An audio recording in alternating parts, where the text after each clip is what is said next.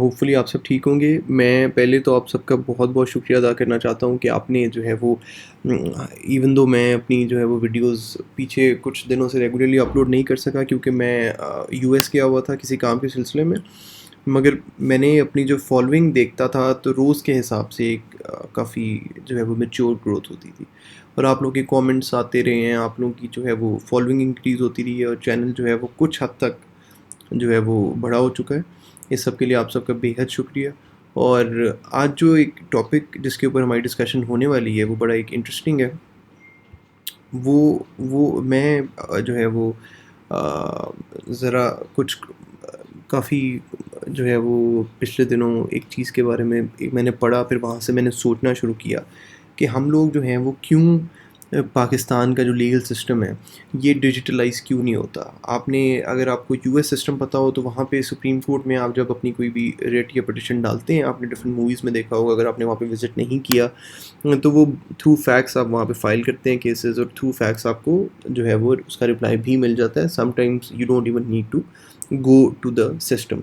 और इसी तरीके से जो इंडिया के हमारे दोस्त हैं वो हमें बताते हैं कि इंडिया में भी सेम तरीका होता है। तो मैंने जो है वो थोड़ा सा इस पे रिसर्च किया और अब मुझे इस बात के बारे में कुछ इन्फॉर्मेशन आई है।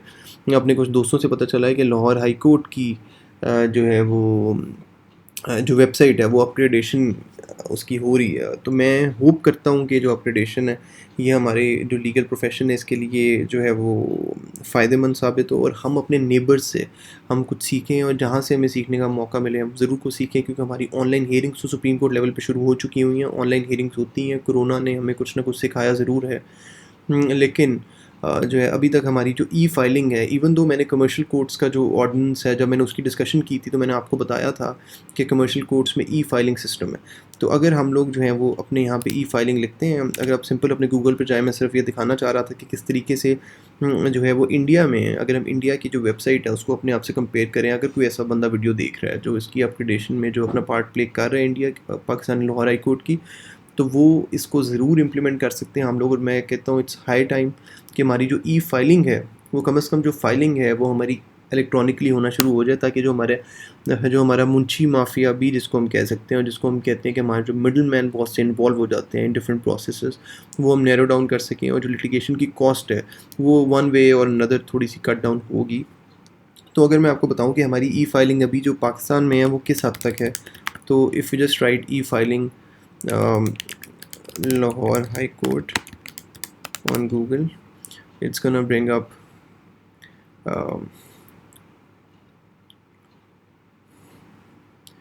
probably जो है वो इसमें ई फाइलिंग सिर्फ होती है कमर्शियल कोर्ट्स में। कमर्शियल कोर्ट्स का मतलब है कि इधर मैं अगर लिखता हूँ कमर्शियल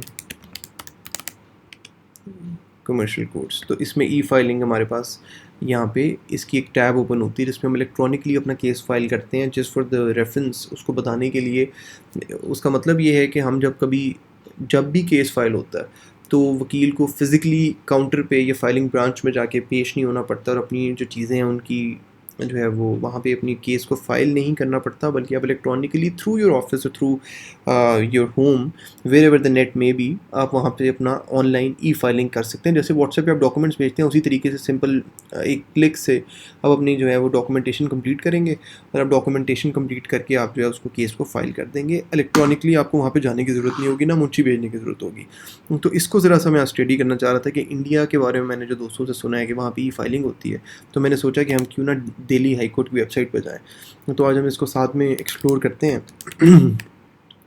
दिल्ली हाई कोर्ट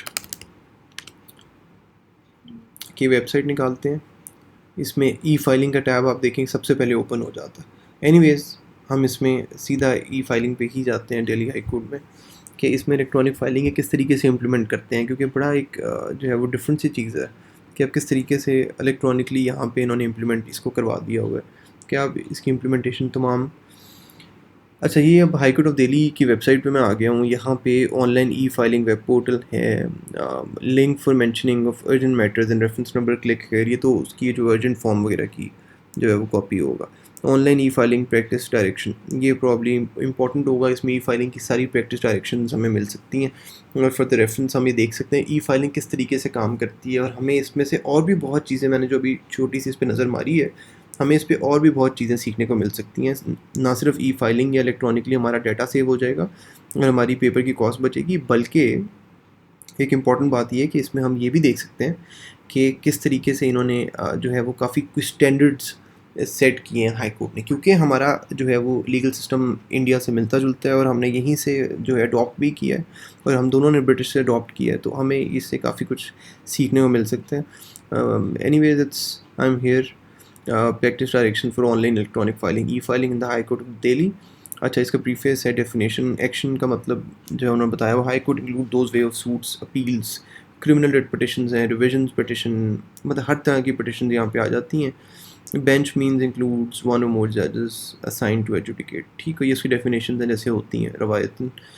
अच्छा, the online e filing shall be made by visiting the high court web portal. ये जो है इसका वेब पोर्टल है। नई टैब में इसको ओपन कर लेते हैं। इसको ई वो जो पहले आ रहा था ई फाइलिंग की जो पोर्टल है वो यहाँ से ओपन होती है। Except as provided elsewhere in the practice directions, actions whether in fresh pending और disposed of cases will be filed electronically by advocate litigant in person from her his home office any other remote location in the manner of law। मतलब आप कहीं से भी इसको जो अपना case को फाइल कर सकते हैं। ये बहुत इंटरेस्टिंग चीज़ है। मैं चाहूँगा कि हमारे सीनियर्स इस पर ज़रा नज़र जो है वो डालें और इसको देखें कि किस तरीके से इन्होंने यहाँ पे इसको इम्प्लीमेंट किया। In so far as the advocate litigant person whom does not have access to requisite facilities concerned, he shall be entitled to make use of facilities provided at the designated counters of the said purpose upon the payment charges if any stipulated।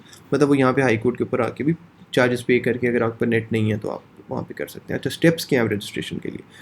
Other than advocates, जो advocate है who already registered with the high court e filing portal henceforth be entitled to log in through their existing login IDs. आपकी logging IDs होंगी, portal बने होंगे, जैसे हमारा Facebook पे account बनता है इस तरह यहाँ पे हाई कोर्ट की वेबसाइट पे एक अकाउंट होगा, उसमें एडवोकेट होगा। Should visit the web portal to view the form. ये फॉर्म हमने फिल करना है। क्लिक द रजिस्ट्रेशन लिंक पे हम जाएंगे। Fill form with requisite details, submit the filled up form along self attested copy of the bar council. अपना जो बार card है साथ लगाएंगे और ये लिटिगेंट इन पर्सन की भी। अच्छा, सब आप उसको अपने एफिडेविट सबमिट करेंगे। Not engage an advocate in the action in case. अच्छा, इन पर्सन वालों की ये बातें। अच्छा, उसके बाद आएगा frame of pleadings. The pleadings should be clear and concise. The third parties should clearly set forth claim evidence in separate paragraphs. The statement of truth affidavit of concerned person should bear his signature. The opposite party should also file his replies under separate paragraphs in hearings. Preliminary objections। अच्छा, formatting इसमें wow. अच्छा, ये formatting बहुत interesting, मैंने पहले भी इसकी screenshot ले चुका हूँ। आपके लिए भी बहुत इंपॉर्टेंट है कि इसकी स्क्रीनशॉट ले लें। और फॉर्मेटिंग ये वो है जो हाई कोर्ट ने फॉर्मेटिंग इसकी सेट की है, दिल्ली हाई कोर्ट ने, क्योंकि हमारे यहाँ पे क्योंकि कोई फॉर्मेटिंग की डायरेक्शन नहीं है। आई डोंट नो अगर किसी जजमेंट में दी हुई है या नहीं दी हुई, मेरी नज़र से नहीं गुजर सकी। अगर आपको पता हो ज़रूर बताइएगा कि फॉर्मेटिंग का मतलब कि हमारे जो वर्ड पे हम डॉक्यूमेंट बनाते हैं, ये जो हम लिटिगेशन होती है, जो हम फाइलिंग करते हैं, वो किस कैपेसिटी में, उसका जो साइज़ क्या होना चाहिए, लीगल A4 साइज़ पेपर पे प्रिंट हो, उसकी जो मार्जिनस हैं उस पर कितना हमें गैप डालना चाहिए, और उसके स्टैंडर्ड प्रोसीजर्स क्या हैं, आपने किस तरीके से जो इलेक्ट्रॉनिकली टाइप करना है। ये बहुत इंपॉर्टेंट चीज़ है जो मैं समझता हूँ कि यहाँ से हम इसको रेफरेंस लेके अपनी तमाम चीज़ों को स्टैंडर्डाइज कर सकते हैं। क्योंकि हाई कोर्ट ने, दिल्ली हाई कोर्ट ने ये स्टैंडर्ड सेट किया है, तो हम अगर इसको स्टैंडर्ड को सेट कर लें तो it would be easier for us to kind of share the information with the juniors and to teach our associates how to deal with these matters. Formatting में जाते हैं तो ऑल द ओरिजिनल टाइप, अब इसमें जा जाते हैं। All the original type text material including notice of motion, memorandum of parties, main petition और appeal, interlocutory applications, reply, status report, affidavit, documents as the case may be will be prepared electronically using the following formatting style। Just wait a second। Hello।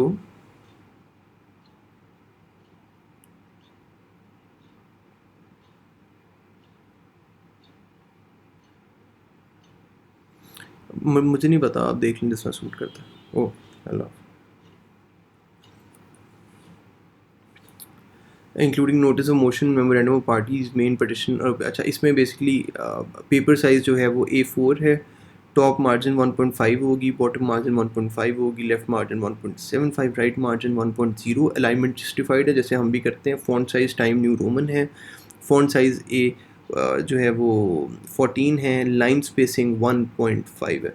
तो basically line spacing, font size 14, Times New Roman, alignment justified है, right margin 1.0, 1.75, bottom margin 1.5।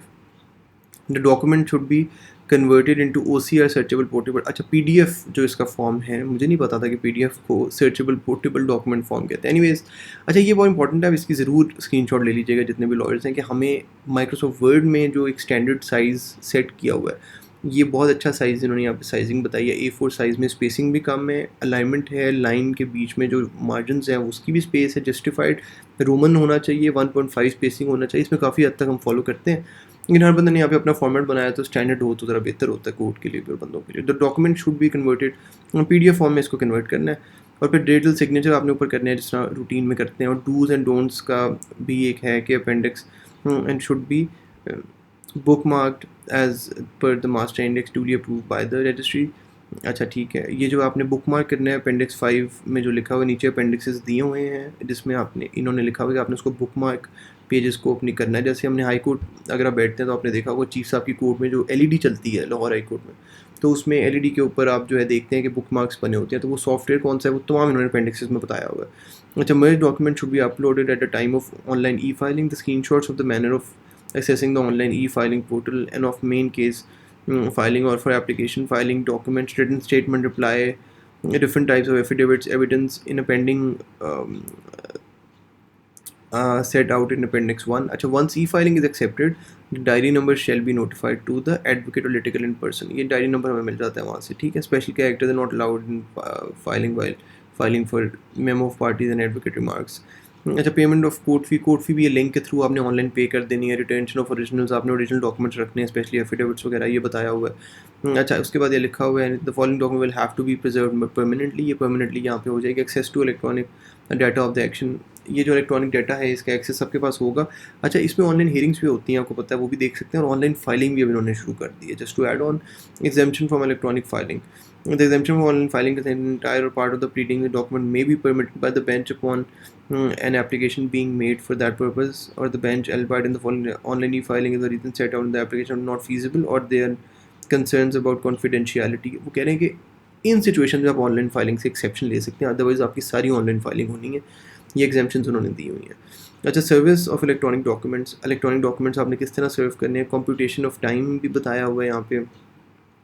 Procedure for filing KVR, hard copies of reading and documents electronically, या आपने जब उनको bench को required होगा तो उसमें लिखा हुआ है बेंच उस टाइम पे उसको जो है वो कर सकते हैं।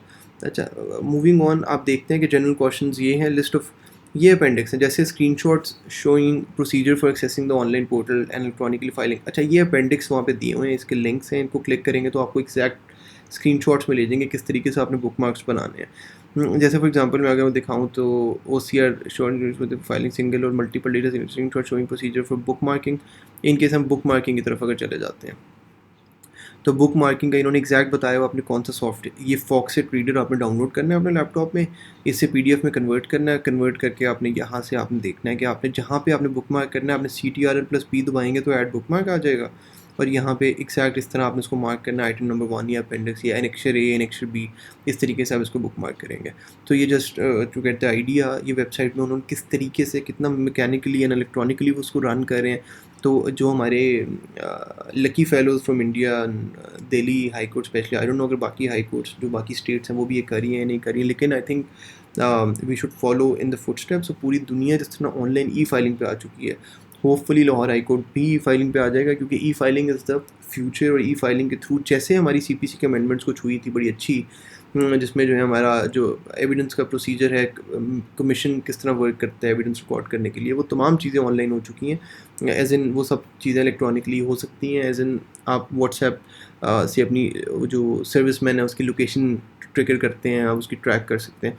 In the same way it would be the best, जैसे कमर्शियल कोर्ट्स में E-फाइलिंग की फैसिलिटी अवेलेबल है, हाई कोर्ट में मैं ज़रूर ये चाहूँगा कि बार काउंसिल के लोग भी अगर ये देखते हैं कि हाई कोर्ट जो है वो इसमें स्टेप इन करे और इसकी E-फाइलिंग को इंश्योर करे कि E-फाइलिंग की वजह से हमारे हज़ार तरह के मसले मसाइल ख़त्म हो सकते हैं, और जो उसका पूरा एक KVR है, पूरा उसका जो एक एग्जैक्ट जो स्टेप बाय स्टेप प्रोसीजर है वो हमारी दिल्ली हाई कोर्ट की वेबसाइट पे अवेलेबल है, आप वहाँ से देख सकते हैं अपेंडिक्सेस किस तरह लगा के उन्होंने स्क्रीनशॉट्स के साथ सॉफ्टवेयर भी बताए हुए हैं, किस तरीके से फाइलिंग होगी, किस तरह से एनेक्शर्स बनेंगे, बुकमार्क्स कैसे बनेंगे और इलेक्ट्रॉनिकली फाइल हो जाएगी। इसमें लड़ाई झगड़े सारे खत्म हो जाएंगे कि टाइम खत्म हो गया नहीं हुआ, आपने इलेक्ट्रॉनिकली फाइल करना है, कंप्यूटर रीडेबल चीज़ें होंगी और आपने इसमें और बड़ी चीज़ें हैं। मैं आपको अगर मौका मिला एक और वीडियो ज़रूर बनाऊँगा ये बताने के लिए कि इसमें जो स्टैंडर्ड सेट किए हैं, जैसे A4 साइज़ पेपर पे किस तरीके से हमने टाइप करना है, वो तमाम स्टैंडर्ड्स हमारे लिए बहुत इंपॉर्टेंट हैं इन जनरल लॉ।